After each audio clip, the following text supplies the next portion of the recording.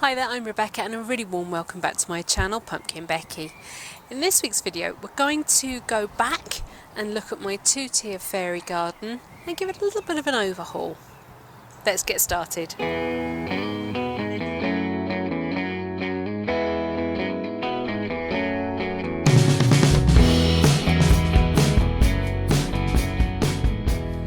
Just recently I had a comment from a viewer who had seen the restoration of George's garden and was really interested because she hadn't seen anybody else revisit gardens that they had made, fairy gardens that they had made.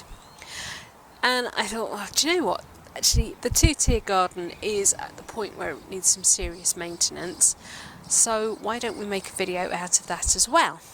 Hopefully you remember that these two gardens were planted in these polystone bowls from primrose.co.uk. I don't think they sell them anymore. I've got a horrible feeling that they were too fragile in transit and they decided that they weren't cost effective as a line to carry because I have not seen them since. You can buy polystone elsewhere. I think they may still have some polystone items online, but yeah, not these. All I've really done with this garden is keep it in check. The thyme that I have at the front here tends to creep really far. It drapes beautifully down the front of the bowls, looks gorgeous, but every now and again, especially over winter, I just give it a little chop back just so that it's ready to grow away again in the spring summer. You might notice that there are a couple of fairly catastrophic cracks in the paving. One of them happened quite soon after I made the garden and I had nothing to do with it, but I'm not laying blame anywhere at all. And the other cracks have come about because the compost has settled. I guess this particular tree is sort of a bit stronger, so maybe the roots are supporting this side, whereas this side has tended to sink a bit more. So we've got almost a bit of heave going on in the soil. And I think that was likely to happen, and it's not going to be any great big deal to put that right. You might remember that I actually made this little, it's meant to look like a little almost porch to a cottage, which is maybe hidden here behind the trees. It's done really well. Inside we've got some rust happening. I have lost a tile on the front, but that's kind of nice. That's just a bit of character. And the polymer clay roof is lifting from the rusted metal. But other than that, it's pretty darn good. The colours have stayed really true. And remember, that was just chalk pastel rubbed onto a buff coloured clay to give me the brick colour. And then I sculpted it all out with a tool. I've got my little plastic flower pots that I bought online. They probably come from China. And my little acorn picks, the wooden stems of the picks have started to sort of rot away gradually, but they're doing really well. I might take them in and give them a coating of varnish or something, just to sort of make them last a bit longer. This bonsai turntable is going to make it so much easier to show you things, and yes, I made it myself. There'll be a link to the video there. And my little garden screen has been completely engulfed by the silene, the variegated silene that's here. It's really pretty, and this grows really well too. The common juniper here looks a little bit sad, but what we're going to do is we're going to go through and we're almost going to apply some bonsai techniques to both trees, and indeed the one in the other pots, which I haven't shown you yet, and see if we can get them looking more tree-like. These two are pretty good. They do have that sort of tree feel. The other one, I've got a couple of things I want to do. So I'm just going to go through and pinch off any dead needles. There is a difference between the dead brown tips and what's happening here at the tops. This is a frost blush, and it's because it's been through winter and that growth just gets this sort of slightly buff colour to it. But if you run your fingers over the needles, they're staying in place, whereas dead ones would tend to sort of rub off into your fingers. So don't go crazy and go and pinch everything out. The second tree is the Chamaecyparis lawsonii, Elwood's Gold. Does anyone else think of the Blues Brothers when they hear the name Elwood? And you might notice that there is some green string holding it together.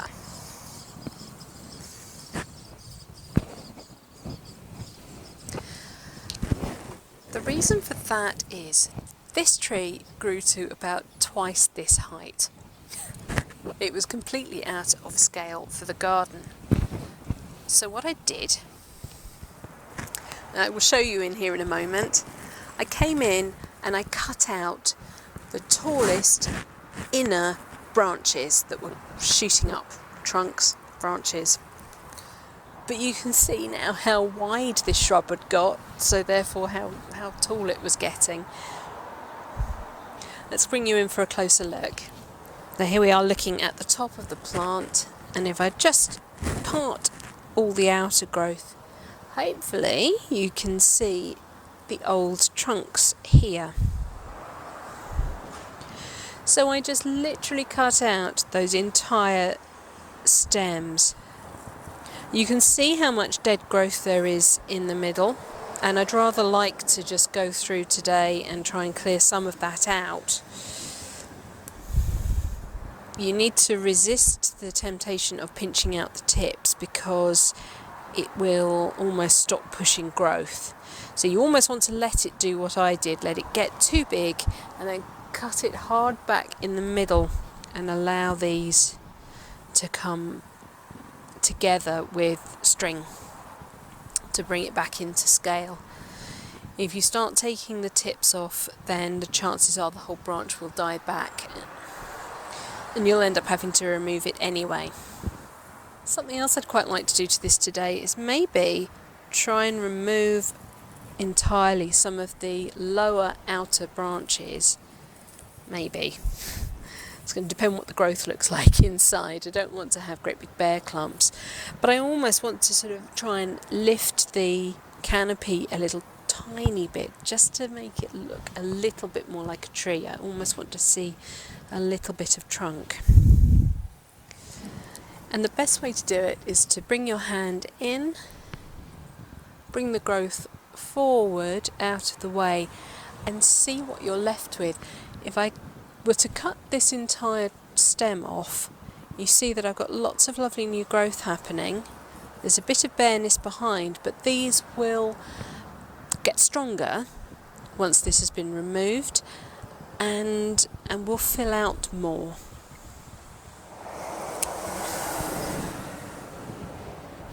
Gone.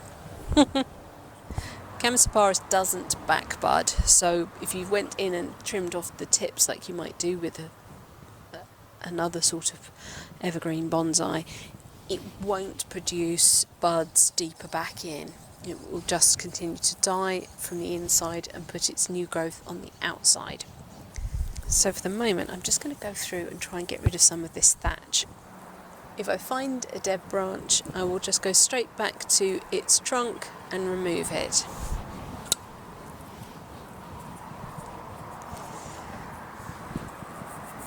You can rub your fingers over stems to remove dead needles. But if you find yourself with a branch like this, where the bottom is still greenish and the top is gone brown, don't be tempted to think that by taking out the tip you're going to regenerate growth further down. You're not. You just need to take the whole branch off. It already looks a bit happier just having the dead stuff taken out. So let's make another biggish decision here. I was thinking I might take one of these outer branches off, but actually, when I gather this back together, this piece is really tall. I've got nice growth here in front of it, which would mask a cut if I make one. So if I pull all that forward and reveal the trunk, I'm going to take it there. I'm going to make it an angled slope, an angled cut backwards, and remove that entire trunk. And when I pull it all back together, as it will be with the string, again it's reduced the height. I might even see if I can do that with this one. I've certainly got growth at the front that would mask a cut like that.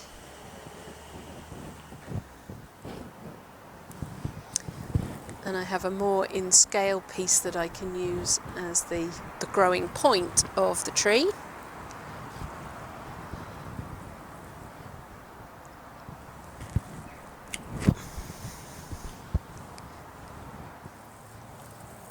I made the first cuts a couple of months ago and then let the tree just recover itself before now coming back and doing more. It is important not to do too much. You can shock the tree and you might lose it altogether.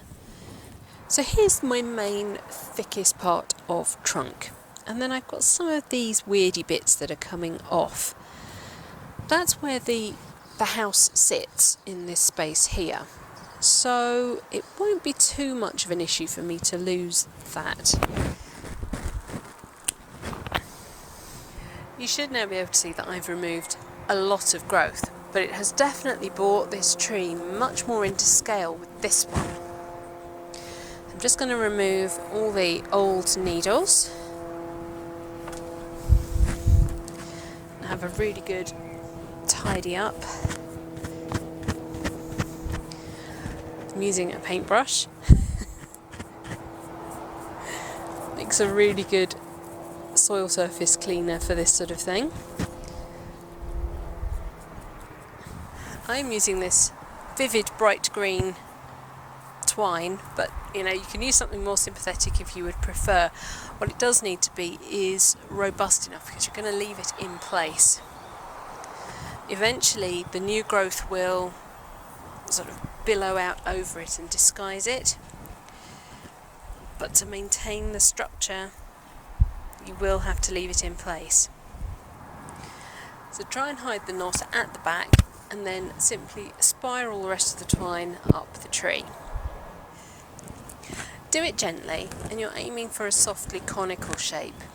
Because we've removed the mass from the centre of the tree, we should be able to just sort of eke the branches in to take up that space where those trunks have gone.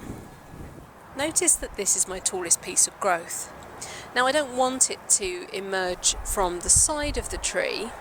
I'd rather it looked a bit more conical, so I'm going to take that piece of growth and just kind of wiggle it into the centre and bring the other branches back round it.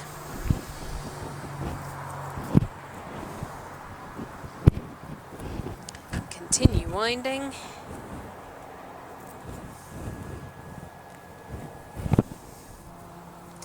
That is currently leaning quite substantially. I can tweak that.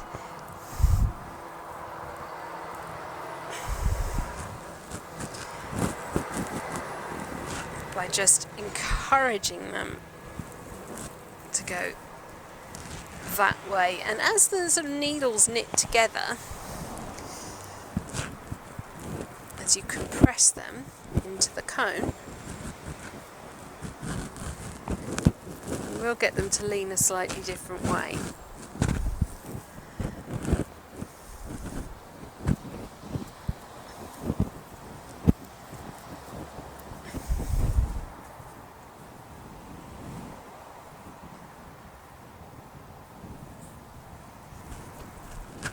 That's much more conical now, isn't it? So I can bring the string down at the back of the planting. Make sure it's tight enough, but not too tight. I'm actually going to feed it down behind all the strings, if I can. And then secure it here at the bottom to the loose bit of string from the first ring. Now you can go around and just sort of ruffle some of the growth and try and encourage it to camouflage the string a little bit. Don't go mad or you'll have everything released from the string and it won't make any difference to your planting at all. But that's much better. It's brought that tree back into scale with the entire planting. Now I pop Briar Cottage back in place. You can see there's space for it again. It is going to look like a truss chicken for a little while, but it will soften, I promise. I am going to have to remove the patio. I was going to try and hold off, but I don't see the point in doing anything else restorative to the planting until I've resolved this. So bear with me. I'm going to try and leave the edging strip in place, but I may have to lift it again. Let's go ahead and remove the pebbles. It was actually quite a thin layer of cement that I used. Maybe this time I should go a bit thicker. You can see that the thyme has gone a bit rampant here. It's overshadowing the sedum and this gorgeous moss quite a bit. But we can do something about that. And it's obviously really happy here. But I don't want it to be the only thing in the garden. I want a bit more variety. And I do tend to let this garden just do its own thing. I'm not somebody who is constantly primping and preening fairy gardens. I like them to grow into their shape. I'm just releasing my handmade screen from the Silene a little bit because it's growing around it and it looks really pretty. It's gone a bit too far. So I'm just going to rein it in a little bit so that you can actually see the screen. And I am also going to add some compost just to lift the levels back up again. This is Veronica repens or speedwell, and it is a really lovely creeping plant. It stays really super low to the ground, and as you can see it pops down little roots as it goes. I'm going to divide this clump up and I'm going to use a piece of it here behind the thyme. And it should just simply be a case of popping my thumbs in amongst the plant and separating a chunk off. The flowers on Speedwell is white with little sort of streaks of purpley blue. Sometimes you see it coming up in lawns, and it is actually a wonderful little wildflower.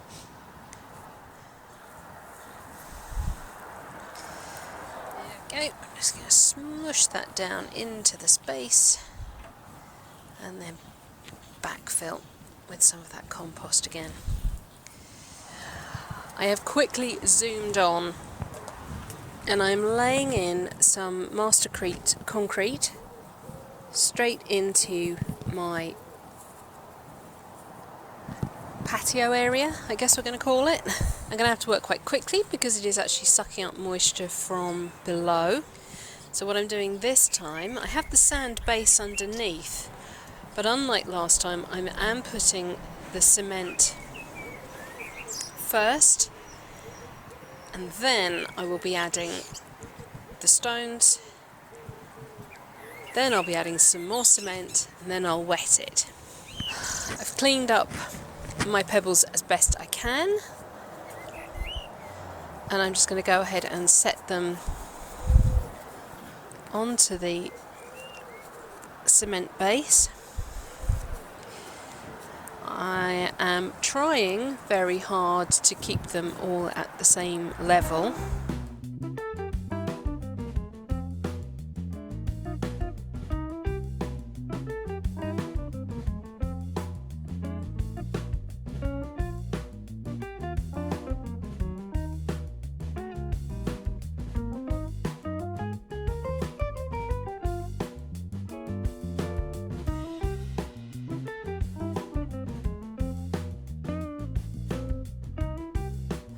Right, so the patio is now powdered in with the cement, and I'm going to add some water.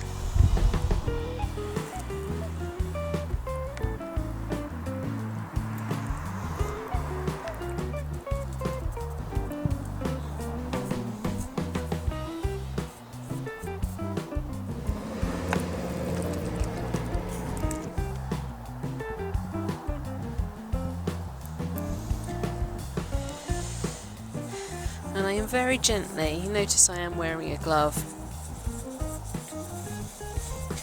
start to rub at the surface, which is helping to compact things into the cement. It's also helping to reveal the pebbles that I put in.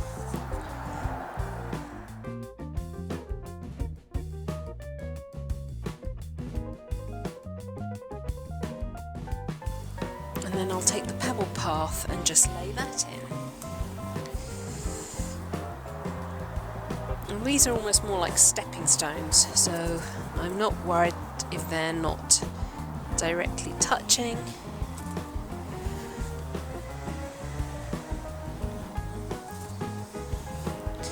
They don't have to be in a perfectly straight line.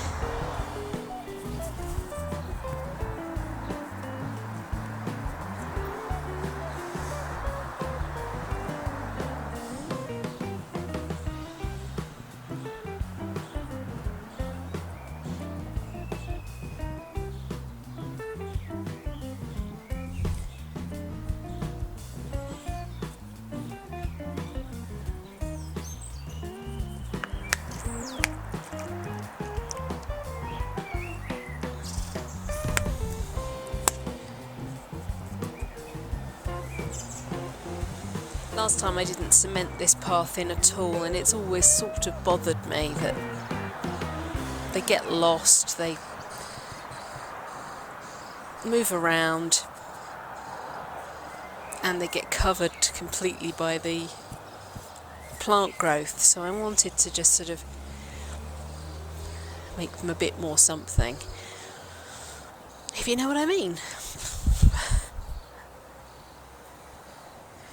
So now that this back edge, this unsupported edge, has started to go off a little bit, I'm just going through and scraping off the overspill of cement. Just cleaning that up, removing it from the plants. Now let's move swiftly on to the second planter. I will redo the path on this one, but I'll do it off camera because, you know, that last one was pretty detailed. But with this garden, again, I want to try and lift the canopy of this tree. Pines are much more forgiving than Chamaecyparis, so we can just literally work our way around and remove branches.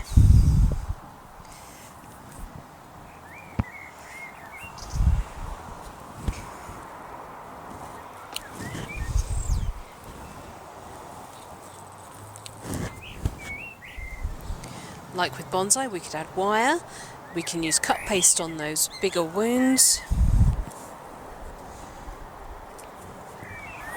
we can reduce the length of branches slightly. You've got a lot more room to play with one of these little pine type trees. I don't know what this actually is. It was in a sort of Christmas decoration thing that B&Q had put together. When you're talking in terms of bonsai, you are looking to remove any branches that lie directly opposite another, because that can cause inverse taper, so excess swelling.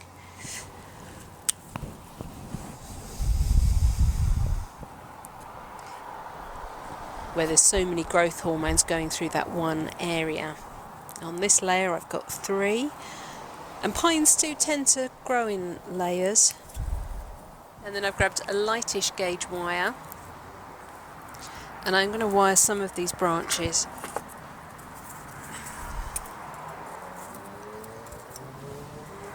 You don't have to do this. If you don't want it to go to this extent, you don't have to. You can stop wherever you like with this bit of development. This might all be getting a bit much for you right now, but just bear in mind that this is kind of an interesting crossover between bonsai and fairy gardens.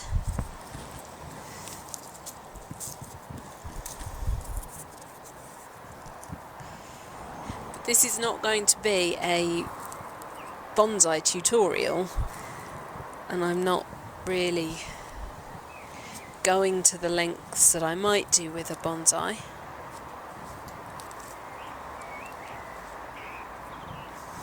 At this stage. Give it a couple of years, who knows? You don't want to trap needles when you're wiring a tree, so if you have to remove any, do that. And if you want to know a little bit more about the bonsai that I do feel free to go and check out the playlist, which I will link above. I am making some bonsai decisions here.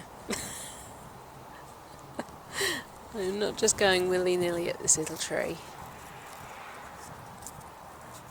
So there's our little pine tree, pretty much all wired out. What I am going to do is remove the apex and allow this piece of growth to become our new apex.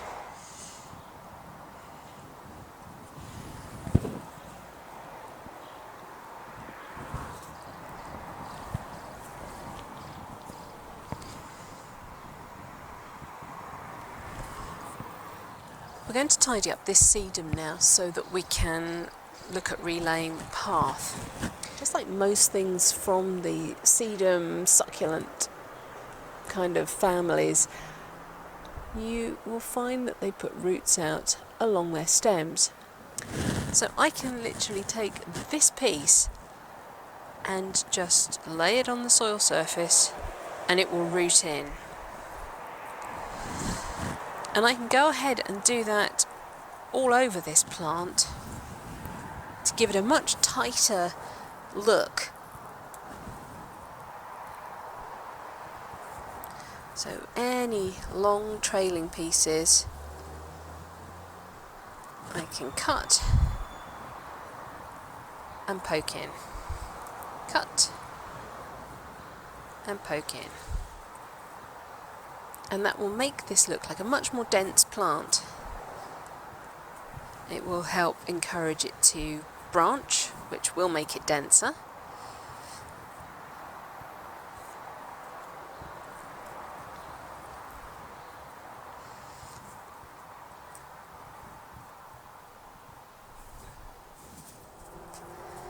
And it will help keep these things look in scale.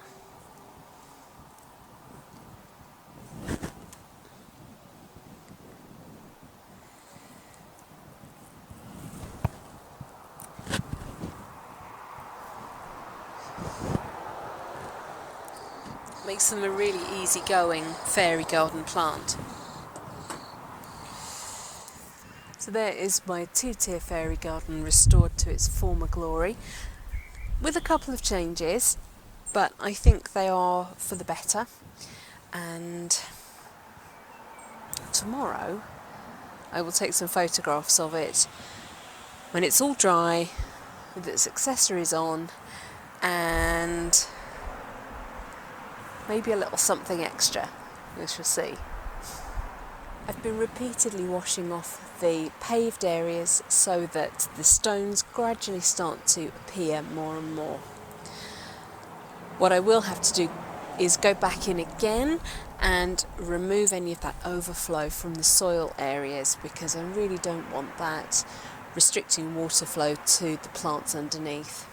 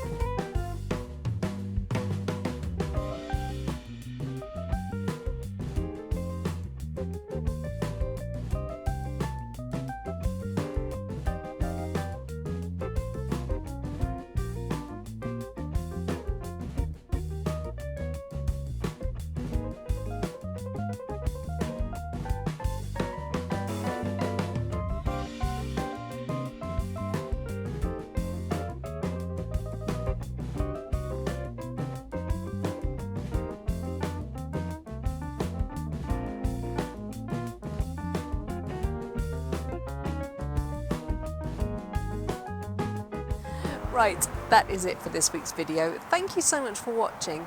Please remember to rate, share and subscribe to me here on YouTube. And until next time, bye.